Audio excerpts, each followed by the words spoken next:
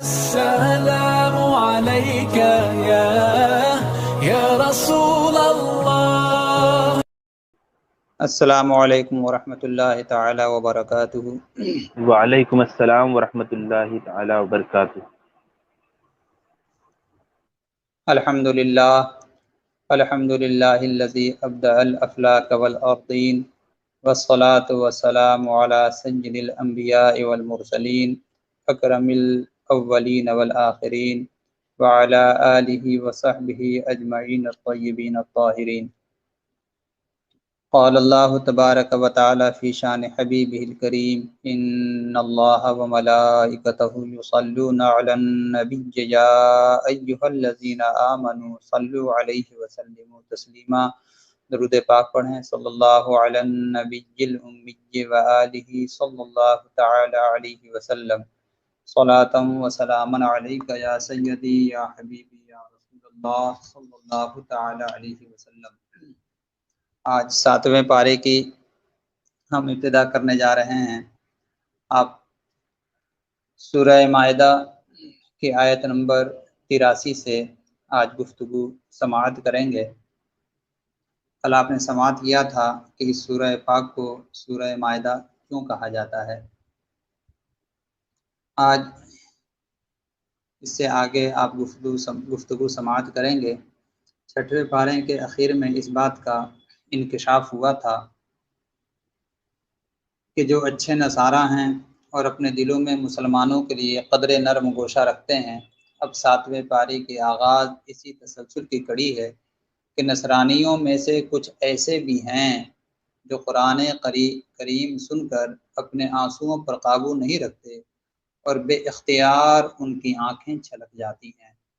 واقعہ یہ پیش آیا تھا کہ قریش مکہ کے مظالم سے تنگ آ کر حضور رحمت عالم صلی اللہ علیہ وسلم کی اجازت سے مسلمانوں کی ایک جماعت ہجرت کر کے عیسائیوں کے ملک حبشہ چلی گئی تھی۔ مشرکین نے ان کا تعاقب کیا اور غلط بیانی کے ساتھ نجاشی شاہ حبشہ کو مسلمانوں سے بدظن کرنے کی کوشش کی۔ نجاشی نے انہیں طلب کر کے سوالات کیے۔ مسلمانوں کے نمائندہ حضرت جعفر طیار رضی اللہ تعالی عنہ جو جنگ موتا میں شہید ہوئے تھے، جن کو سید عالم صلی اللہ علیہ وسلم نے مسجد نبوی شریف میں ہی بیٹھ کر شہادت کی خبریں عطا فرمائی تھی۔ یہ سید عالم صلی اللہ علیہ وسلم کے علم غیب پر ایک بہترین حدیث پاک ہے اور ان لوگوں کے آنکھوں کو کھولنے کے لیے کافی ہیں جو کہ یہ کہتے ہیں معاذ اللہ اور اس عقیدے کو مان کر کے اپنے مسلمان ہونے کا دعویٰ کرتے ہیں کہ سید عالم صلی اللہ علیہ وسلم کو پیٹھ پیچھے کا علم نہیں، کہیے معاذ اللہ رب العالمین۔ حضور سیدی اعلیٰ حضرت عظیم البرکت نے اسی جانب اور اسی گمراہیت کا رد فرماتے ہوئے ارشاد فرمایا تھا کہ سر عرش پر ہے تیری نظر، دل فرش پر ہے تیری نظر، سر عرش پر ہے تیری گزر، ملکوت و ملک میں کوئی شے نہیں وہ جو تجھ پہ آیا نہیں۔ یا رسول اللہ صلی اللہ علیہ وسلم، دنیا کی کوئی شے ایسی نہیں ہے جو آپ کی نگاہوں سے چھپی ہوئی ہے۔ سید عالم صلی اللہ علیہ وسلم نے جنگ موتا جو کہ ایران کے قریب جنگ لڑی جا رہی تھی، جو کہ عرب کے سرحدوں سے آگے ہے وہ جگہ، اور وہاں پر حضرت جعفر، حضرت زید اور حضرت ابو عبیدہ یہ تینوں صحابی رسول صلی اللہ علیہ وسلم شہید ہوئے۔ سرکار واقعات بیان فرماتے جاتے ہیں اور چشم پاک سے سرکار کے آنسو بہہ رہے ہیں، اور پھر سرکار نے یہ فرمایا تھا کہ اب اللہ کی تلواروں میں سے ایک تلوار نے اسلامی جھنڈے کو تھام لیا ہے، اور اللہ تبارک و تعالیٰ نے ان کے ہاتھ پر اہل ایمان کو فتح عطا فرما دی ہے۔ تو اس وقت حضرت جعفر رضی اللہ تعالیٰ عنہ اسلامی جھنڈے کو تھامتے ہیں۔ آپ کے اس دست پاک پر تلوار سے حملہ کیا گیا جس سے آپ نے اسلامی جھنڈے کو تھاما تھا، وہ شہید ہو گیا۔ پھر دوسرے ہاتھ سے آپ نے تھاما، وہ بھی شہید ہو گیا۔ پھر بچے ہوئے بازوؤں سے گردن کے سہارے آپ نے اسلامی جھنڈے کو بلند رکھا، وہ بھی شہید ہو گیا۔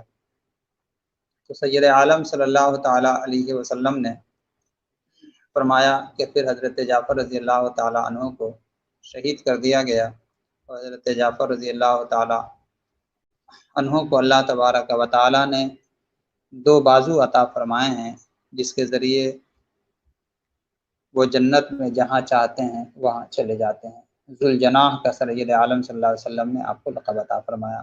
تو آپ ہی مسلمانوں کے نمائندے تھے۔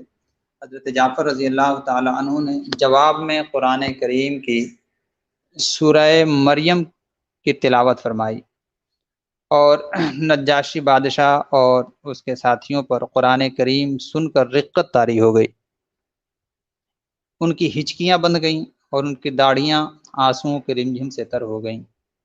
اصل میں اللہ کے کلام میں تاثیر ہی کچھ ایسی ہے، کاش کہ ہم بھی ہر روز اپنے گھروں میں قرآن پاک کی تلاوت کرتے۔ ہم نے تو قرآن کو طاق کی زینت بنا دیا ہے، کاش ہم اپنے قلب کی زینت بناتے تو ہمارا دل بھی منور ہو جاتا، اور ہماری بھی آنکھیں اللہ کے کلام کو سن کر کے رمجھم برسنے لگتی۔ تو رونے کی وجہ سے ان کی داڑھیاں تر ہو گئی۔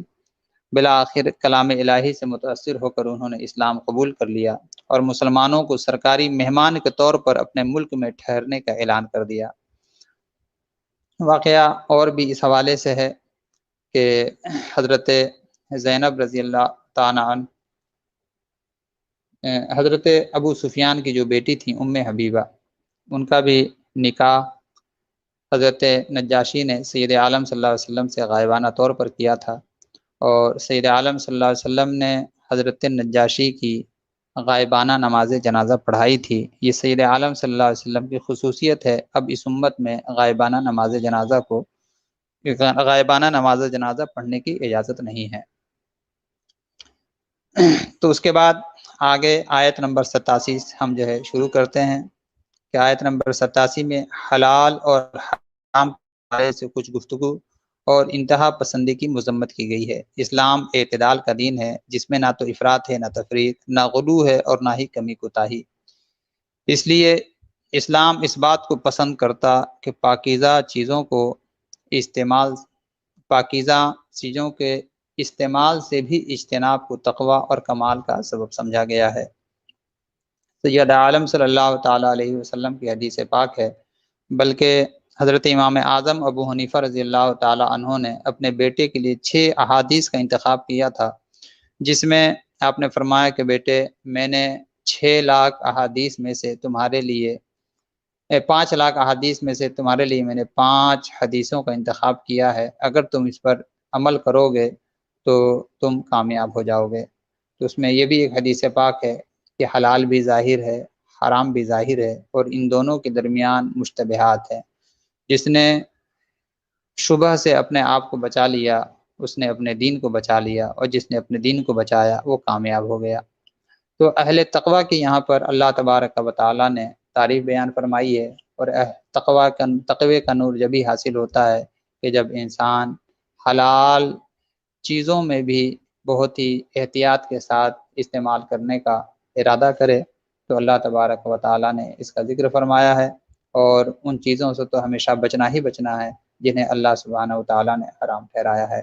آیت نمبر 89 میں قسم کے حکم کا بیان ہے، یعنی کوئی شخص مستقبل میں کسی کام کے کرنے یا نہ کرنے کی قسم کھائے، اگر وہ اس قسم پر قائم رہتا ہے تو فقہی اعتبار سے کہا جاتا ہے کہ وہ قسم میں بری ہے، اور اگر وہ قسم توڑ دیتا ہے، یعنی جو کہا ہے اس کے برعکس کرتا ہے، تو اسے حانث کہتے ہیں۔ اس آیت کریمہ میں قسم کا کفارہ بیان ہوا ہے، جو 10 مسکینوں کو اپنے اوسط معیار کے مطابق 2 وقت کا کھانا کھلانا، یا ان کو لباس دینا، یا غلام آزاد کرنا ہے۔ اب آج کل غلامی کا رواج نہیں ہے، اگر کوئی ان چیزوں پر قادر نہ ہو تو 3 دن کے روزے رکھے۔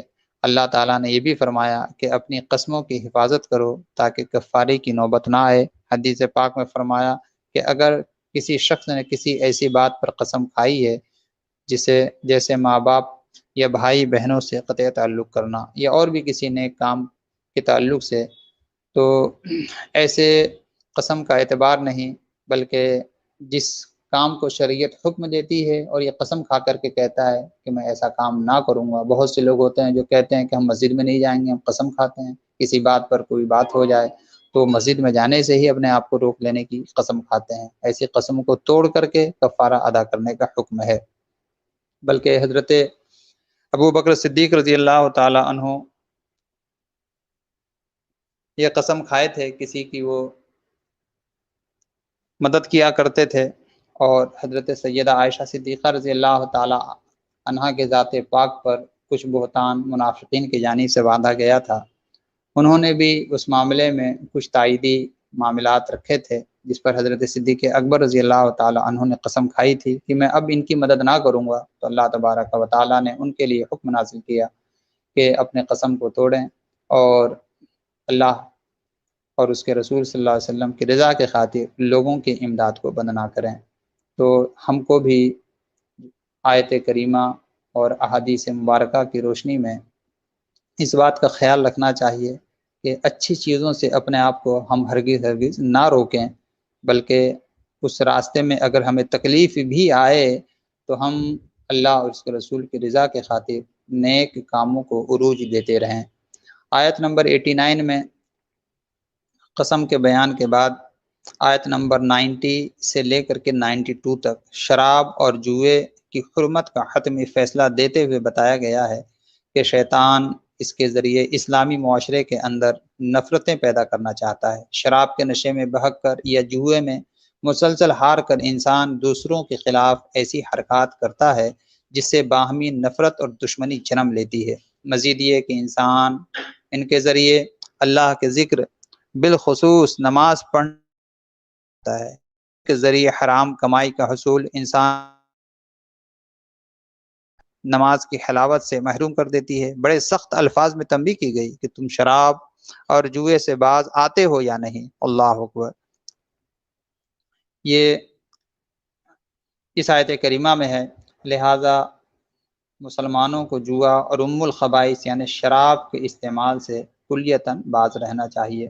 حدیث شریف میں ہے کہ حضرت عمر فاروق رضی اللہ تعالی عنہ نے جب فہل انتم منتہون، کیا تم باز نہیں آؤ گے، قرآن کا فرمان عالی شان سنا تو آپ آسمان کی جانب ہاتھ اٹھا کر بے اختیار پکار اٹھے، انتہینا یا ربنا، انتہینا یا ربنا، اے ہمارے رب ہم باز آ گئے۔ ہم سرکار عمر فاروق کی غلامی کا دعویٰ کرتے ہیں اور برائی پر ڈٹے رہتے ہیں، جبکہ برائی سے بچنے کا اللہ تبارک و تعالی ہمیں حکم دے رہا ہے۔ سید عالم صلی اللہ علیہ وسلم کی حدیث اس بات کی تلقین فرماتی ہے۔ کیا ہم بھی سیدی عمر فاروق اعظم رضی اللہ تعالی عنہ کی سنت کریمہ پر عمل کرتے ہوئے کیا اب بھی اس بات کا اعلان نہ کریں گے کہ اللہ ہم ہر برائی سے بچتے رہیں گے اور تیرے حکم کی تعمیل کرتے رہیں گے۔ اللہ اس بات کی ہم سب کو توفیق عطا فرمائے۔ اس کے بعد حالت احرام میں شکار کی ممانعت اور اس کی جزا کا بیان ہے۔ ہاں، محرم کو مچھلی کے شکار کی اجازت دی گئی کہ سمندر میں حجاج کے قافلے کو ضرور پیش آ سکتی ہے۔ اس کے بعد کعبۃ اللہ کی مرکزیت اور بقائے انسانیت کی علامت ہونے کا اللہ تبارک و تعالی نے بیان فرمایا ہے، یعنی کہ جو احرام باندھے ہوئے ہیں وہ چاہیں تو سمندری مچھلی کا استعمال کر سکتے ہیں، اس بات کی انہیں اجازت دی گئی ہے۔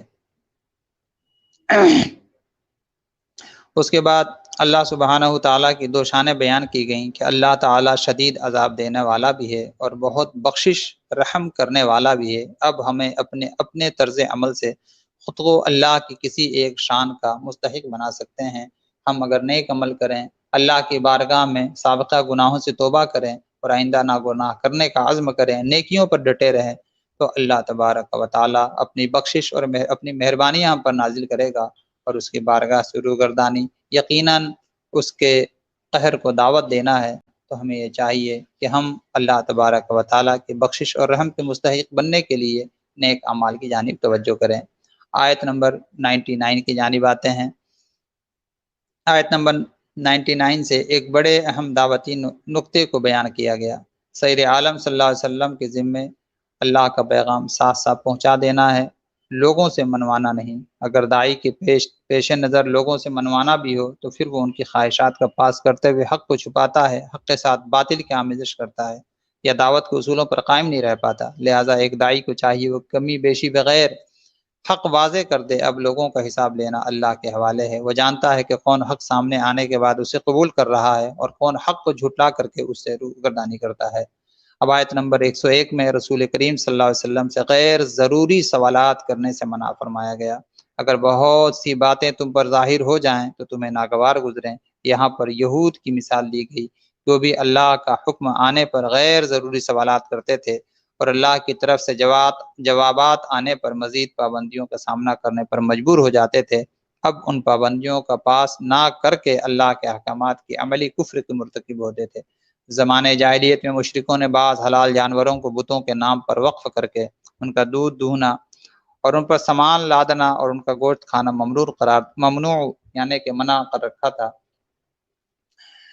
ان میں سے چند یہ ہیں: بحیرہ، صائبہ اور حام۔ اس قسم کے ناموں سے جانوروں کے تقدس کی اسلامی تعلیمات میں کوئی گنجائش نہیں۔ قرآنی تعلیمات کے خلاف آباء و اجداد کی ناجائز تقلید سے منع کیا گیا ہے۔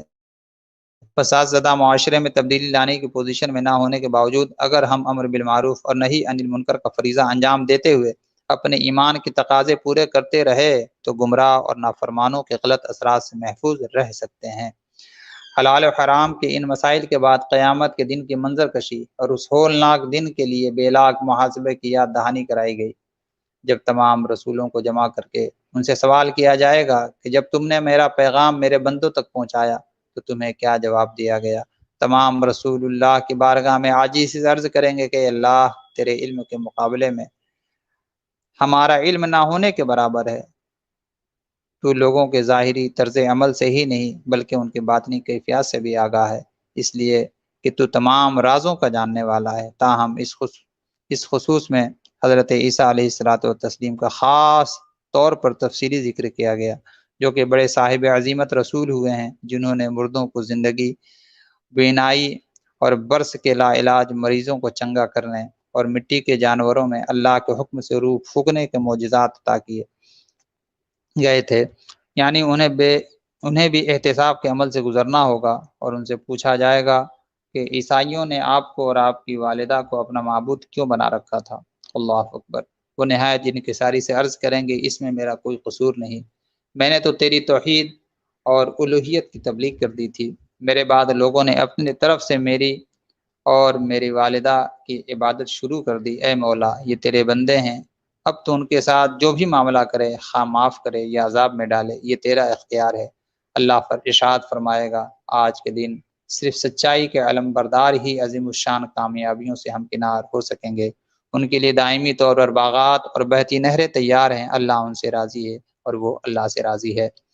آیت نمبر 112 میں بتایا گیا، عیسیٰ علیہ السلام کے حواریوں نے ان سے مطالبہ کیا کہ اللہ آسمان سے ہمارے لیے خوان نعمت نازل کرے، اس سے ہم کھائیں اور قلبی اطمینان پائیں۔ عیسیٰ علیہ السلام نے اللہ سے دعا کی، اے پروردگار، ہم پر آسمان سے خوان نعمت نازل فرما، جو ہمارے اگلوں اور پچھلوں کے لیے عید ہو اور تیری قدرت کی نشانی، اور ہمیں رزق عطا فرما، بے شک تو بہترین رزق عطا کرنے والا ہے۔ اللہ تعالیٰ نے فرمایا، میں یہ نعمت نازل تو کر دوں گا، مگر پھر جو شخص کفر کرے گا تو ایسا عذاب دوں گا جو جہان والوں میں سے کسی کو بھی نہ دوں گا۔ حضرات مکرم، اس سے معلوم ہوا کہ نعمت الہی کے نزول کے دن کو عید کہا جا سکتا ہے۔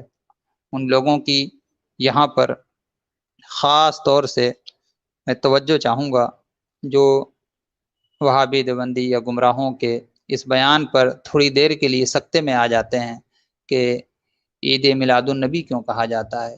اسلام میں تو دو ہی عیدیں ہیں، ایک عید ہے اور ایک بقرعید ہے، مگر عید میلاد النبی کہنا یہ اسلامی اصول کے خلاف ہے۔ حضرات مکرم، یہاں پر واضح طور سے آپ پھر سے آیت نمبر 112 کو دیکھیں۔ آیت نمبر 112 میں خاص طور سے اللہ تبارک و تعالیٰ نے یہاں پر حضرت عیسیٰ علیہ الصلوۃ والتسلیم کے اس قول کو نقل کیا ہے۔ تو آپ دیکھیں کہ جب حضرت عیسیٰ علیہ الصلوۃ والتسلیم یہاں پر اس دن کو عید کے طور پر منانے کا اعلان فرمائیں تو بتائیں کہ وہاں جب ہم جو ہے اللہ کے پیارے حبیب علیہ الصلوۃ والتسلیم کی ذات جو تمام اللہ کی نعمتوں میں سب سے بڑی نعمت ہے، جب وہ اپنے لیے صرف اس بات پر عید منانے کا اعلان کریں کہ ان کی امت کے لیے مائدہ نازل ہوا، تو ہمارے لیے تو سید عالم صلی اللہ تعالیٰ علیہ وسلم کی ذات جو تمام نعمتوں میں سب سے اعلیٰ نعمت ہے وہ نازل ہوئی۔ میں یہ کہتا ہوں کہ مائدہ ایک خوان تھا جس سے پیٹ بھر سکتا ہے، اس سے روح نہیں بھر سکتا ہے، اس سے دلوں کو وہ خوشیاں حاصل نہیں ہو سکتی ہیں جو رحمت عالم صلی اللہ علیہ وسلم کی ذات سے حاصل ہوئی تھیں، ہوئی ہیں اور ہوتی رہیں گی، تو بتائیں جو صرف پیٹ کے آسودگی کا سامان ہو وہ تو عید بن جائے، اور جو ہر چیز کے آسودگی کا سامان ہو وہ اس ذات کو پانے کے بعد ہم عید کا اعلان نہ کریں، یہ کس قدر ناانصافی اور جہالت پر مبنی گفتگو ہے جو آج ہمارے معاشرے کے اندر وہابی اور دیوبندیوں کی جانب سے پیدا کی گئی ہیں۔ تو حضرات مکرم، پھر میں آپ سے کہوں گا کہ آپ جو ہے آیت نمبر 114 کو ضرور پڑھ لیں، جس میں اللہ پاک نے فرمایا کہ حضرت عیسیٰ علیہ السلام نے عرض کیا تھا کہ اے اللہ ہمارے لیے آسمان سے مائدہ نازل فرما، لنا عید الاولنا و آخرنا و آیۃ منک، اے اللہ جو ہمارے اگلے پچھلوں کے لیے عید ہو اور تیری طرف سے یہ نشانی ہو۔ تو اس پر جو ہے ہماری توجہ ہونی چاہیے اور اس پر ہم غور و فکر کریں۔ حضرت عیسیٰ علیہ الصلاۃ والتسلیم نے جب اللہ تبارک و تعالیٰ سے یہ عرض کیا تو اللہ تبارک و تعالیٰ نے ان کے لیے آسمان سے خوان نازل فرمایا، جو کہ آپ کی امت کی ایک بہترین اللہ تبارک و تعالیٰ کی جانب سے انعام ہے۔ آگے سورہ الانعام شروع ہوتا ہے۔ سورہ الانعام کو جو ہے سورہ انعام کیوں کہا جاتا ہے؟ حضرات مکرم، سورہ مائدہ کے بعد 7ویں پارے کے دوسرے پاؤ سے سورہ انعام کا آغاز ہوتا ہے، کیونکہ اس سورہ میں انعام کا مطلب ہوتا ہے چوپائے، اور ان سے متعلق انسانی منافع اور فوائد کا تذکرہ آتا ہے، نیز جانوروں سے متعلق مشرکانہ و جاہلانہ رسوم و رواج کی تردید بھی اس میں کی گئی ہے، اس لیے سورہ کا نام الانعام رکھا گیا۔ حضرت عبداللہ ابن عباس رضی اللہ تعالی عنہ فرماتے ہیں کہ مکہ مکرمہ میں ایک ہی رات میں بیک وقت اس شان سے اس سورہ کا نزول ہوا کہ اس کے جلوس میں 70,000 فرشتے تسبیح و تحمید میں مشغول تھے۔ اللہ اکبر۔ اس مبارک سورہ کا پس منظر یہ ہے کہ مشرکین مکہ مصطفیٰ جان رحمت صلی اللہ علیہ وسلم سے مطالبہ کر رہے تھے کہ اپنی نبوت کی صداقت کا ثبوت دینے کے لیے ہماری فرمائش کے مطابق معجزہ دکھائیے۔ نبی کونین صلی اللہ علیہ وسلم کی خواہش تھی کہ اللہ معجزہ ظاہر فرمائے، شاید یہ ایمان لے آئیں، مگر بے ایمانی جن کا مقسوم بن چکی تھی وہ کہاں ایمان لانے والے تھے۔ چنانچہ رب ذوالجلال نے ارشاد فرمایا، اے محبوب، یہ لوگ معجزات دیکھ کر بھی ایمان نہیں لائیں گے بلکہ اسے جادو قرار دیں گے اور وہ عذاب کے مستحق ہو جائیں گے۔ معجزات کے ذریعے لوگوں کو زبردستی مومن بنانا ہمارا مطلوب نہیں، بلکہ مقصود یہ ہے کہ قرآن جیسے معجزانہ کلام کو سن کر ایمان بالغیب کی دولت پالیں۔ فرمائشی معجزے کا مطالبہ پورا نہ ہونے پر قریش مکہ آپ کا مذاق اڑاتے تھے، جس پر آپ شدید گرفتہ ہوتے تھے۔ ان حالات میں آپ کی دلجوئی کے لیے رب ذوالجلال نے اس سورہ پاک کو نازل فرمایا۔ سورت کے آغاز میں اللہ کی عظیم قدرت کا بیان ہے۔ اس نے آسمان و زمین، ظلمت اور نور کو پیدا کیا، اس نے انسان کو مٹی سے پیدا کیا، پھر اس کے لیے ایک مدت حیات اور قیامت کا وقت مقرر فرمایا، لیکن کافر پھر بھی اپنے رب کے ساتھ شریک ٹھہراتے ہیں اور اس کی قدرت کے بارے میں شک میں مبتلا ہوتے ہیں، حالانکہ وہ ظاہر و باطن اور انسان کے ہر عمل کو جانتا ہے۔ منکروں کا یہ شعار ہے کہ اللہ کی قدرت کی نشانیاں آنے کے باوجود ان میں غور نہیں کرتے۔ اللہ پاک فرماتا ہے، تم سے پہلے بھی کئی قوموں کو ہم نے زمین میں اقتدار عطا کیا، ان پر موسلا دھار بارشیں برسائیں، ان کے لیے باغات کے نیچے نہریں جاری کیں، اور پھر ان کے گناہوں کے پاداش میں انہیں ہلاک کر دیا اور ان کی جگہ دوسری قوموں کو لے آئے، لہٰذا تمہیں ہلاک کر کے دوسروں کو تمہاری جگہ دے دینا ہمارے لیے کچھ مشکل نہیں ہے۔ آیت نمبر 7 میں اللہ پاک نے فرمایا، کافروں کا حال تو یہ ہے کہ اگر لکھی ہوئی کتاب ان کے پاس اتار دی جائے جسے وہ اپنے ہاتھوں سے چھو کر دیکھ لیں تو پھر بھی ایمان نہ لائیں بلکہ اسے جادو قرار دیں گے۔ اسی طرح اگر ان کے پاس فرشتہ اتر کر آ جائے تو ملکوتی شکل میں تو وہ دیکھ نہ پائیں، اور اگر بشری لباس میں آ جائیں تو پھر یہ کہیں گے یہ تو ہماری طرح بشر ہے۔ حضور رحمت عالم صلی اللہ علیہ وسلم کو تسلی دیتے ہوئے اللہ نے فرمایا، ہر دور کے کفار و معاندین اپنے نبیوں کو مذاق اڑاتے رہے ہیں۔ آپ زمین میں مشاہدہ کر لیں، گزشتہ امتوں کے تباہ شدہ آثار ان کے عبرتناک انجام کا پتہ دیتے ہیں۔ پھر قیامت کا تذکرہ شروع کر دیا کہ ہم جب انہیں قیامت میں جمع کر کے پوچھیں گے تو یہ صاف انکار کر دیں گے کہ ہم شرک نہیں کرتے تھے۔ یہ لوگ آپ کی بات سنتے ہیں مگر ان کی بدعملی کی وجہ سے ان کے دلوں پر پردہ چڑھا ہوا ہے اور ان کے کانوں میں ڈانٹ لگے ہوئے ہیں، اس لیے قرآن کی باتوں کا یہ اثر قبول نہیں کرتے۔ یہ لوگ سمجھتے ہیں کہ بس زندگی دنیا ہی کی ہے، قیامت کے دن ہم انہیں جہنم کے کنارے کھڑا کر کے پوچھیں گے اب بتائیے سچ ہے یا نہیں؟ پھر انہیں اپنے کفر کی سزا برداشت کرنی پڑے گی۔ مشہور بزرگ حضرت یحییٰ جنہیں لوگ ان کے بہت زیادہ رونے کی وجہ سے بکا کہا کرتے تھے، جب ان کے سامنے مذکورہ بالا آیات پڑھی گئی تو اسے سن کر آپ چیخ اٹھے اور تقریباً 4 ماہ تک صاحب فراش رہے۔ اب بصرہ کے اطراف سے لوگ ان کی عیادت کے لیے آیا کرتے تھے۔ اللہ اکبر۔ اب آیت نمبر آپ 31 میں آئیں۔ اللہ تبارک و تعالیٰ نے فرمایا کہ انہوں نے اللہ کے حضور پیش ہونے کی حقیقت کو جھٹلایا ہے اور اپنی بدعمالیوں کا بوجھ اپنی پشت پر اٹھائے ہوئے ہیں، اور جب اچانک قیامت آ پہنچے گی تو وہ اپنی کوتاہی پر افسوس کریں گے۔ رسول کریم صلی اللہ علیہ وسلم کو تسلی دیتے ہوئے اللہ پاک نے فرمایا آپ غمگین نہ ہو، یہ آپ کو نہیں جھٹلا رہے ہیں بلکہ در حقیقت آیات الہی کا یہ انکار کر رہے ہیں۔ اگر آپ آج انہیں یہ کلام سنانا چھوڑ دیں تو آپ کو پھر سے ماضی کی طرح الصادق الامین کہنا شروع کر دیں گے۔ آپ سے پہلے بھی رسولوں کو جھٹلایا گیا، انہیں اذیتیں دی گئیں، انہیں پریشان کیا گیا، انہوں نے صبر کیا۔ اگر اللہ تعالیٰ چاہتا تو سب کو جبراً ہدایت پر جمع فرما دیتا، لیکن بندے کو اختیار دے کر آزمانا اور جزا و سزا کا نظام قائم کرنا در حقیقت یہ اللہ تبارک و تعالیٰ کی حکمت کا تقاضا ہے۔ آیت نمبر 46 میں فرمایا اگر اللہ تعالیٰ تمہاری سننے اور دیکھنے اور سمجھنے کی صلاحیتوں کو سلب فرما لے تو کون ہے جو تمہیں نعمتیں عطا کر سکتا ہے؟ مشرک رسول اللہ صلی اللہ علیہ وسلم سے طرح طرح کے فرمائشی مطالبات کرتے تھے۔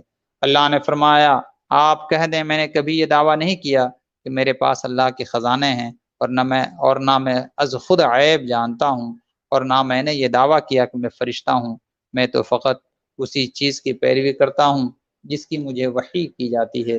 رسول رحمت صلی اللہ تعالی علیہ وسلم اگرچہ اللہ کے بتانے پر غیب کی باتیں جانتے تھے مگر عالم الغیب علی الاطلاق اللہ تعالیٰ کا خاصہ ہے۔ نبی کے سارے امور اللہ تعالیٰ کی عطا سے ہیں۔ حضرات مکرم اس آیت کریمہ کو لے کر کے خاص طور سے وہابی نجدی اور رسول کریم صلی اللہ تعالی علیہ وسلم سے دلوں میں بغض رکھنے والی جماعتیں یہ کہنے کی کوشش کرتی ہیں کہ نبی کونین صلی اللہ علیہ وسلم تو خود ہی کہہ رہے ہیں کہ مجھے غیب کا علم معلوم نہیں ہے، اور یہ مسلک اعلیٰ حضرت کے متبعین لوگوں میں اس بات کا اعلان کرتے ہوئے نظر آتے ہیں کہ رحمت عالم صلی اللہ علیہ وسلم کو اللہ تبارک و تعالیٰ نے غیب عطا فرمایا ہے۔ حضرات مکرم میرے پیارے آقا صلی اللہ تعالی علیہ وسلم نے کئی مواقع پر خود ہی اس بات کا اعلان فرمایا ہے۔ میں یہ کہنا چاہتا ہوں کہ انسان 2 حالتوں میں گفتگو کرتا ہے، ایک اختیار کی بات کرتا ہے، ایک عاجزی کی بات کرتا ہے۔ ہم سب بھی یہ کہتے ہیں کہ ہم اللہ تبارک و تعالیٰ کے عاجز بندے ہیں۔ کیا عاجز کا مطلب یہی ہوتا ہے کہ ہم اپنے ہاتھ سے کوئی چیز اٹھا نہ سکیں، کوئی چیز کہیں رکھ نہ سکیں، کچھ کھا نہیں سکیں، چل نہیں سکیں، پی نہیں سکیں؟ اگر ہم یہ کرتے ہوئے نظر آئیں تو کیا کوئی بیوقوف یہ کہے گا کہ تم نے ابھی تو کہا تھا کہ تم عاجز ہو مگر تم تو سب کچھ کر رہے ہو، پھر تم عاجز کیسے ہو؟ تم کو تو اختیار حاصل ہے۔ حضرات مکرم اگر پیارے آقا صلی اللہ علیہ وسلم اپنی امت کی تعلیم کے لیے، اپنی امت کو عاجزی اور انکساری سکھانے کے لیے اس طرح کے الفاظ استعمال فرمائیں اور قرآن بھی اس کو نقل فرمائے تو کیا اس سے یہی مراد ہوتا ہے کہ نبی کونین صلی اللہ علیہ وسلم کچھ نہیں جانتے ہیں؟ کیا ان وہابی نجدیوں کو پتہ نہیں ہے کہ سید عالم صلی اللہ تعالی علیہ وسلم نے جنت کی خبر دی ہے، جہنم کی خبر دی ہے، عرش کے بارے میں بتایا ہے، کون فرشتہ انسانی شکل میں آیا ہے؟ صحابہ کرام کی جماعت موجود ہے مگر صحابہ نہیں جانتے کہ آنے والا کون ہے۔ سرکار ہی تو خبر دے رہے ہیں کہ آنے والا یہ جبرائیل ہے، آنے والا یہ عزرائیل ہے، آنے والا یہ میکائیل ہے، یہ آنے والا فلاں فرشتہ ہے، یہ آنے والا فلاں آسمان کا فرشتہ ہے۔ بتائیں یہ غیب کی خبریں ہیں یا نہیں ہیں؟ کس کی قبر میں کیا عذاب ہو رہا ہے، کس وجہ سے عذاب ہو رہا ہے، اور وہ عذاب کیسے دور ہوگا؟ کہ سید عالم صلی اللہ علیہ وسلم نے عملی طور سے کر کے ایسا نہیں دکھایا ہے۔ میرے پیارے آقا صلی اللہ تعالی علیہ وسلم فرماتے ہیں کہ اس پہاڑی کے پیچھے ایک حبشی غلام جا رہا ہے، جاؤ جا کر کے اسے پکڑ کر کے لے آؤ، اس کے پاس پانی موجود ہے۔ کیا صحابہ کرام گئے تو وہاں پر حبشی غلام کو نہ پایا؟ کیا اس کے پاس پانی موجود نہیں تھا؟ سرکار نے فرمایا کہ فلاں مقام پر ایک عورت ہے جو اسلامی لشکر کا راز کفار و مشرکین تک پہنچانے جا رہی ہے۔ حضرت علی المرتضیٰ اور آپ کے دوسرے صحابی جو آپ کے ساتھ میں تھے، کیا وہ گئے نہیں؟ پکڑ کر کے لائے نہیں؟ اس عورت کے جوڑے میں خط تھا، کیا اس خط کو انہوں نے سید عالم صلی اللہ علیہ وسلم کی بارگاہ میں پیش نہ فرمایا؟ کیا یہ اس طرح کے اور بہت سے واقعات ہیں، وقت ہوتا تو میں اس پر مزید باتیں کرتا۔ کیا یہ اس بات کی دلیل نہیں ہے کہ رحمت عالم صلی اللہ تعالیٰ علیہ وسلم کو اللہ تبارک و تعالیٰ نے غیب عطا فرمایا تھا؟ ایک مقام پر کسی صحابی نے پوچھا کہ میرے باپ کا نام کیا ہے؟ سرکار نے ارشاد فرمایا تیرا باپ فلاں ہے۔ کسی صحابی نے پوچھا کہ فلاں آدمی جنتی یا جہنمی ہے؟ سرکار نے کسی کے لیے جنتی فرمایا، کسی کے لیے جہنمی فرمایا۔ بتائیں جنت کب ملے گی انسان کو؟ جہنم کب ملے گی؟ جب انسان موت کی منزلوں سے گزر جائے، اس کا حشر و نشر ہو، قیامت میں اللہ فیصلہ فرمائے۔ پھر اللہ کیا فیصلہ فرمائے گا بھلا کون جانتا ہے؟ یہ تو وہی جانتا ہے جس کو رب نے اپنے اس غیب سے نواز دیا ہے، علم غیب سے اللہ نے جسے سرفراز فرما دیا ہے۔ وہی حال ہے کہ نیک نے تو نیک جانا، بد نے بد جانا مجھے، اپنے اپنے ظرف سے سب نے پہچانا مجھے۔ میرے آقا ارشاد فرماتے ہیں کہ اللہ نے مجھے آئینہ بنایا ہے، جو جیسا ہوتا ہے میں اسے ویسا ہی نظر آتا ہوں۔ در حقیقت ان کے دلوں میں کجی اور نفرت کا بازار ان کے دل میں گرم ہے، اس لیے رحمت عالم صلی اللہ علیہ وسلم کی ذات میں انہیں عیب نظر آتا ہے۔ حق تو یہ ہے کہ اگر کسی کو اللہ نے بے عیب بنایا ہے، سب سے افضل اور سب سے اعلیٰ، سب سے عرفہ بنایا ہے، تو سید عالم صلی اللہ علیہ وسلم کو بنایا ہے۔ کسی صحابی نے بھی ایسا کہا کہ نبی یہ نہیں جانتے، نبی کو وہ نہیں پتا ہے، نبی کو علم حاصل نہیں ہے، نبی کو پیٹھ پیچھے کا پتہ نہیں ہے۔ کسی صحابی نے کہا ہے تو بتاؤ، بلکہ صحابہ کرام تو یہ کہتے ہیں وَأَحْسَنُ مِنْكَ لَمْ تَرَ قَطُّ عَيْنِي وَأَجْمَلُ مِنْكَ لَمْ تَلِدِ النِّسَاءُ خُلِقَتْ مُبَرَّأً مِنْ كُلِّ عَيْبٍ كَأَنَّكَ قَدْ خُلِقْتَ كَمَا تَشَاءُ۔ آپ تو ہر عیب سے پاک پیدا کیے گئے ہیں۔ یہ صحابہ کا مسلک ہے، یہ صحابہ کا طریقہ ہے۔ اللہ کا لاکھ لاکھ شکر ہے کہ ہم اعلیٰ حضرت عظیم البرکت کے ماننے والے یہ کہتے ہوئے نظر آتے ہیں، جو اعلیٰ حضرت کا مشہور کلام ہے۔ آپ فرماتے ہیں تیرے تو وصف عیب تناہی سے ہے بری، حیراں ہوں میرے شاہ میں کیا کیا کہوں تجھے، سرور کہوں کہ مالک و مولا کہوں تجھے۔ یہ اعلیٰ حضرت عظیم البرکت نے ہمیں درس دیا ہے۔ اب لوگوں کو اس بات کا اختیار ہے کہ وہ اعلیٰ حضرت عظیم البرکت کا بے عیب سید عالم صلی اللہ علیہ وسلم کی شان میں جو نعرہ ہے اس نعرے کو قبول کریں، یا عیب والا نعرہ جو وہابی دیوبندیوں کا نعرہ ہے اسے قبول کریں۔ یہ اپنی اپنی قسمت کی بات ہے کہ کسی کو اللہ نے صحابہ کا مسلک عطا کیا ہے اور کسی کو منافقین اور مشرکین کا مسلک دیا ہے۔ الحمدللہ، اللہ تبارک و تعالیٰ کا لاکھ لاکھ شکر ہے کہ اللہ نے اپنے فضل سے ہم سب کو مسلک اعلیٰ حضرت کا متبعین بنایا، اور اللہ کی بارگاہ میں دعا ہے کہ اللہ پاک اسی مسلک پر ہم سب کو قائم و دائم رکھے۔ حضرات مکرم، آیت نمبر 46 میں فرمایا گیا کہ اللہ تبارک و تعالی تمہارے سننے اور دیکھنے اور سمجھنے کی صلاحیتوں کو سلب فرما لے تو کون ہے تمہیں یہ دے۔ اور پھر رحمت عالم صلی اللہ علیہ وسلم نے اپنی عاجزی کے جو الفاظ ارشاد فرمائے جس کو قرآن پاک نے نقل کیا ہے، اللہ تبارک و تعالی نے اس کے بعد بتایا کہ مشرکین مکہ کے متکبر اور ہٹ دھرم سرداروں کو اپنے ساتھ مانوس کرنے اور ہدایت کے راستے پر لانے کی امیدیں آپ ایسے مخلص اور غریب اہل ایمان کو اپنی مجلس سے نہ دھتکار دیں جو اپنی مرضی کو راضی کرنے کے لیے صبح و شام اس کا ذکر کرتے ہیں۔ یہ بھی امتحان کا ایک حصہ ہے کہ کافر و متکبر لوگ غریب مسلمانوں کو دیکھ کر حقارت سے ایسے جملے کسیں کہ کیا یہی لوگ ہیں جنہیں اللہ نے ہم پر ترجیح دی ہے۔ اللہ اکبر، اللہ شکر گزاروں کو بہت اچھی طرح جانتا ہے۔ ایمان والے جب آپ کے پاس آئیں تو ان کے لیے سلامتی کی دعا فرما دیں اور انہیں اپنے رب کی رحمتوں کی خوشخبری سنا دیں۔ اگر نادانی کے ساتھ کسی سے کوئی غلطی سرزد ہو جائے تو اسے توبہ اور اپنی اصلاح کی تلقین کر کے امید دلائیں کہ اللہ تبارک و تعالی غفور الرحیم ہے، اور ہم اسی طرح وضاحت سے اپنی آیات بیان کرتے ہیں تاکہ مجرمین کا طریقہ کار واضح ہو جائے۔ آیت نمبر 64 میں فرمایا کہ اللہ تعالیٰ اس بات پر قادر ہے کہ تمہارے اوپر سے اور تمہارے پاؤں کے نیچے سے تم پر عذاب بھیجے اور تمہیں ایک دوسرے سے بھڑا دے اور تمہیں ایک دوسرے سے لڑائی کا مزہ چکھا دے۔ مفسرین کرام نے فرمایا ہے کہ اوپر کے عذاب کی ایک صورت تباہ کن آندھیاں اور طوفانی بارشیں ہیں، اور نیچے کے عذاب کی ایک صورت سیلاب، زلزلے اور قحط سالی ہے، اور اوپر کے عذاب کی ایک صورت ظالم حکمراں کا مسلط ہونا اور ماتحتوں کا نافرمان ہو جانا، اور امت کے مختلف گروہوں کا ایک دوسرے سے برسر پیکار ہونا بھی ایک صورت عذاب ہے۔ اور ان سیروں تک مظاہر ہم وقتاً فوقتاً دیکھتے رہتے ہیں۔ موجودہ وقت میں جو ظالم حکمراں ہم پر مسلط ہے، یہ بھی اللہ تبارک و تعالیٰ کے عذاب کی ایک صورت ہے۔ اللہ کی بارگاہ میں التجائیں کریں، نیکیوں کی جانب قدم کو بڑھائیں، ہر برائی سے روکیں، تو اللہ تبارک و تعالیٰ ضرور ظالم حکمرانوں کو ہم سے دور فرما دے گا۔ آیت نمبر 74 سے لے کر کے 79 تک وہ واقعہ بیان کیا گیا جس کے ذریعے حضرت ابراہیم علیہ السلام نے ستارہ پرستوں، چاند پرستوں، سورج پرستوں پر حجت تمام فرما دی۔ حضرت ابراہیم علیہ السلام نے وہاں پر سورج پرستوں اور چاند ستارہ پوجنے والوں کے درمیان جا کر کے فرمایا کہ جب چاند چمک رہا تھا آپ نے فرمایا کہ یہ خدا ہے، یہ چمک رہا ہے، مگر جب وہ ڈوب گیا تو آپ نے جو ہے فرمایا کہ جو ڈوب جائے وہ خدا کیسے ہو سکتا ہے۔ پھر آپ نے چاند کی جانب، آپ نے سورج کی جانب دیکھ کر کے فرمایا کہ یہ بڑا ہے، مگر وہ بھی جب ڈوب گیا تو آپ نے وہاں پر فرمایا تھا کہ اے میری قوم، میں تمہارے شرک سے بیزار ہوں۔ ابراہیم علیہ السلام نے نہایت حکمت کے ساتھ قوم کو یہ بتایا کہ جو خود کو زوال، غروب اور فنا سے نہ بچا سکے وہ رب کیسے ہو سکتا ہے۔ چنانچہ آپ نے فرمایا کہ میں نے اپنا رخ بندگی اس ذات کی طرف کر دیا جس نے آسمان اور زمین کو پیدا کیا ہے۔ میں تمام باطل مذاہب سے رخ پھیر کر اللہ وحدہ لا شریک کی بندگی اختیار کرتا ہوں۔ آپ نے اپنی حجت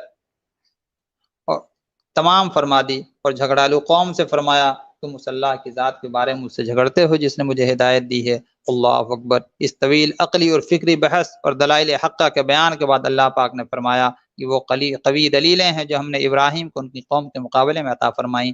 حضرت ابراہیم کو ان کی قوم کے لوگوں نے ڈرایا کہ تم نے ہمارے معبودوں کو انکار کیا، لہٰذا اب تم پر کوئی آفت آئے گی۔ میرے خلیل نے فرمایا جو اللہ سے ڈرتا ہے کسی اور سے نہیں ڈرتا، اور جو اللہ سے نہیں ڈرتا وہ نہ جانے کس سے ڈرتا پھرتا نظر آتا ہے۔ پھر کمال اختیار کے ساتھ 3 سطروں میں 18 انبیاء کرام اور رسول کا تذکرہ اور تعریف بیان کی گئی اور ان کے طرز زندگی کو اپنانے کی تلقین فرمائی گئی۔ آیت نمبر 94 میں بیان کیا گیا کہ روز قیامت اللہ تعالیٰ تمام انسانوں سے فرمائے گا کہ آج تم ہمارے پاس اسی طرح جمع ہو جیسے ہم نے تمہیں پہلی بار بنایا تھا۔ یہ اشارہ ہے اس بات کی طرف کہ اللہ تبارک و تعالیٰ نے پہلے انسانوں کی ارواح کو بنایا، انہیں جمع کیا اور ان سے دریافت کیا تھا الست بربکم، کیا میں تمہارا رب نہیں ہوں؟ سب نے جواب دیا تھا بلا، کیوں نہیں۔ اللہ اکبر۔ پھر قدرت خداوندی کی کائناتی حقائق میں مشاہدہ کرنے کی دعوت دی کہ اللہ ہی دانے اور گٹلی کو پھاڑ کر درخت اور پودے پیدا فرماتا ہے، زندہ سے مردہ اور مردے سے زندہ نکالتا ہے۔ اللہ اکبر۔ جیسے کافر کے گھر میں مسلمان اور مسلمان کے گھر میں کافر پیدا کرنا، دن وہی نکالتا ہے، سکون حاصل کرنے کے لیے رات کو لے آتا ہے، سورج چاند کو حساب کے لیے مقرر کیا ہے، خشکی اور تری میں راستہ متعین کرنے کے لیے ستارے اسی نے بنائے ہیں، آسمان سے پانی برسانا، کھیتیاں اور باغات کو سیراب کرنا، سبزیاں اگانا، کھجور اور انگور اللہ پاک نے بنائے جو گچھے والے بھی ہیں اور بغیر گچھے والے بھی ہیں۔ پھلوں کے موسم میں دیکھو کیسے خوشنما اور بھلے لگتے ہیں۔ سمجھ بوجھ اور ایمان رکھنے والوں کی یہ قدرت الہی اور وحدانیت کی یہ واضح دلیل ہے۔ اس کائنات پر کافر بھی نظر ڈالتا ہے اور مومن بھی نگاہ رکھتا ہے، لیکن دونوں کی نظر میں زمین اور آسمان کا فرق ہے۔ کافر دیکھتا ہے تو اسے بری دنیا مادی اسباب میں جکڑی ہوئی دکھائی دیتی ہے، لیکن جب ایک مسلمان دیکھتا ہے تو اسے ہر چیز اور ہر مرحلے میں قدرت خداوندی کی کار فرمائی نظر آتی ہے۔ پھر اخیر میں توحید کا بیان اور شرک کی نفی کی گئی۔ مشرکین جنات کو اللہ کے ساتھ شریک کرتے تھے، حالانکہ وہ اللہ کی مخلوق ہیں۔ مشرکین نے اللہ کی طرف بیٹے اور بیٹیاں منسوب کر دیں، حالانکہ اللہ کی کوئی بیوی نہیں، اولاد کیسے ہو سکتی ہے؟ اللہ سب کا خالق ہے، باپ اپنی اولاد کا خالق نہیں۔ ہوتا ہے، لہٰذا خیر اسی میں ہے کہ اللہ کے ساتھ کسی کو شریک نہ ٹھہرایا جائے اور صرف اسی کی عبادت کی جائے۔ اللہ ہر مخلوق پر نگران ہے، وہ نگاہوں